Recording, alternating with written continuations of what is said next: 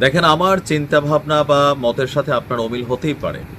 আর যেহেতু আমি একজন বাংলাদেশের নাগরিক, আমি আমার মতামত প্রকাশ করি, আমি এটা করব। গতকালকে এনসিপির মহাসমাবেশ থেকে একটা ঘোষণা আসছে। আমার কাছে মনে হয় যে এই ঘোষণাটা আসলে সঠিক না, বা এটা উচিত না।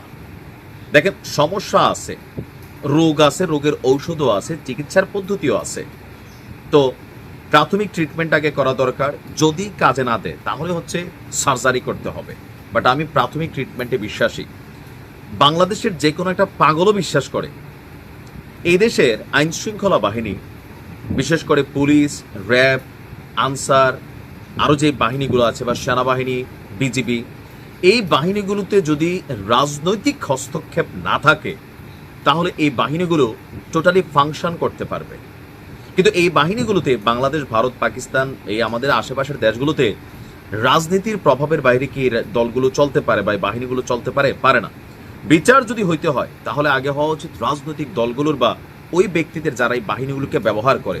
প্রশ্ন হচ্ছে, ইউনূস সরকার কি এই বাহিনীকে ব্যবহার করছে না? এনসিপি কি এই বাহিনীকে ব্যবহার করছে না? রাইট নাও তাদের প্রভাব প্রতিপত্তি করতেছে সবাই। আওয়ামী লীগের সময় আওয়ামী লীগ করছে, বিএনপি আসলে বিএনপি করবে, জামাত আইলে জামাতও করবে, এনসিপি আসলে এনসিপিও করবে।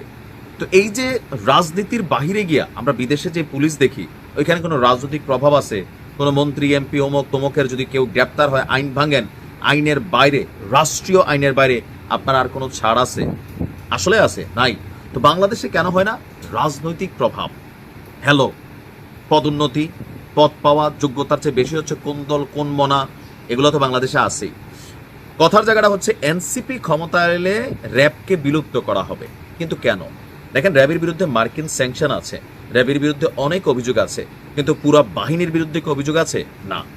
এই বাহিনীগুলোতে থাকা কতিপয় পলিটিক্যাল লিডারদেরকে সন্তুষ্ট করা কিছু কর্মকর্তা, আবার কিছু কর্মকর্তা আছে আজকাল বিভিন্ন বাহিনীতে আমরা দেখছি টাকার জন্য নিজেরা নানান ধরনের অনৈতিক পেশার মধ্যে জড়িয়ে যায়। তো এই যে কর্মকাণ্ডগুলো যারা করে তাদের বিচার হওয়া জরুরি।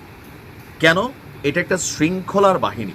এখানে যদি একটা মানুষ তার ল ভাঙা ফেলে, দেন তাকে শুড বি পানিশড, মানে একটা দৃষ্টান্তমূলক পানিশ তার দরকার। সেইটা না দিলে ঝামেলা। কিন্তু পুরা বাহিনীকে বিলুপ্ত করা বাংলাদেশের প্রেক্ষাপটে আমার কাছে মনে হয় যে এটা উচিত না। এনসিপি ক্ষমতায় গেলে র্যাবকে বিলুপ্ত করবে। তাদের বক্তব্য যে নির্বাচনী ইশতেহার ঘোষণার সময় এই অঙ্গীকার করছে কে? নাহিদ ইসলাম, দলটির যিনি আহ্বায়ক আছেন। এখন কথা দিলেম তো টাইপের কথা তো বলাই যায়। এই দেশের রাজনীতিবিদরা একটা জিনিস খুব ভালো পারে, চাপা মারা। ভাই, যেই পাখি উড়ালে খাঁচায় ধরফরায়। নাহিদ ইসলামের এপিএস এর নামে তো দুর্নীতির গল্প আছে, অভিযোগ আছে। নাহিদ ইসলাম কয়টা বক্তব্য দিয়া কয়টা অবস্থান নিছে তার এই এপিএস কে তল্লাশি বা আরো বিভিন্ন ইস্যুতে। রিয়াদের সাথেও অনেক বক্তব্য আমরা শুনছি। যাই হোক, এখন নাহিদ বলছে র্যাবকে বিলুপ্ত করবে এবং গোয়েন্দা সংস্থাকে রাজনৈতিক স্বার্থে এবং মানবাধিকার লঙ্ঘনে ব্যবহার বন্ধ করতে আইনি কাঠামো তৈরি করবে। তো এই মুহূর্তে সরকার কি শতভাগ এরকম চলতেছে? হিউম্যান রাইটস তারা কি প্রতিবেদন করছে ডক্টর মোহাম্মদ ইউনূস সরকারকে নিয়ে, যে এখনো তারা বিরোধী রাজনৈতিক দলমতকে দমন করার জন্য আইনশৃঙ্খলা বাহিনীকে ব্যবহার করছে। তো এটা কি আসলে সম্ভব না।